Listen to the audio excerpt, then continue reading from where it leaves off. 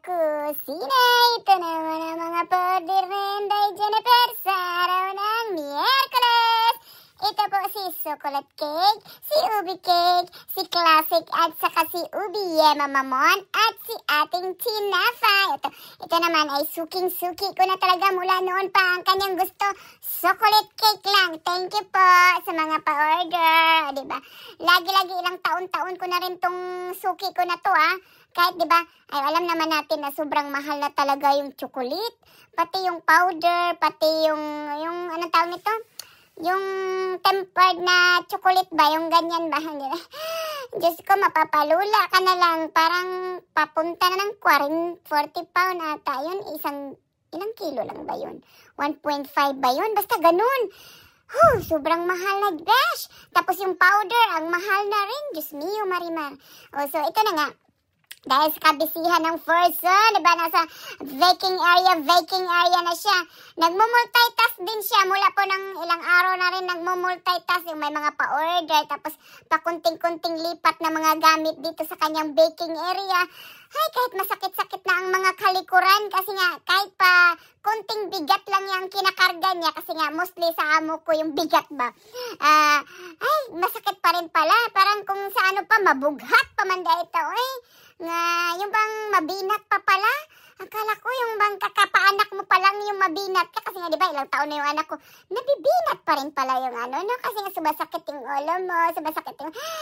Diyos ko, tapos baka mapalayas na ako ng amo ko. Kasi nga parang yung mukha ko nasa baking area na.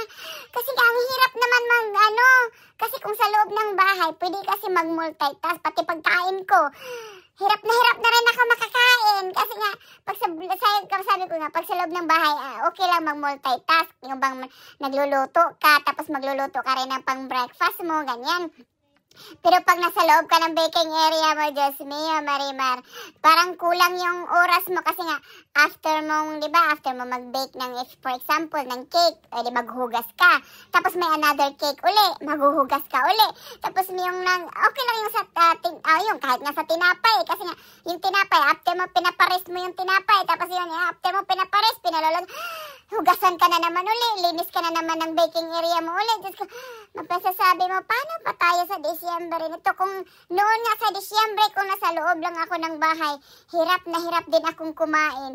Yung bang inoopera na ako ng amo ko na sa pagkain, baka sa susunod palalayasin na talaga ako nito. Kasi nga, sabi niya siguro wala nga akong nakuha sa pagbibake mo, tapos hindi pa ako makakain ng luto mo. Nangiyak ka na kaya, gagana na ako sa amo ko. At nga pala, yung isang cake nito pala, kasi nga, ito ang una kong inopera yung customer ko sa tinapay. Akala ko nag-okay lang siya doon sa presyo ng cake.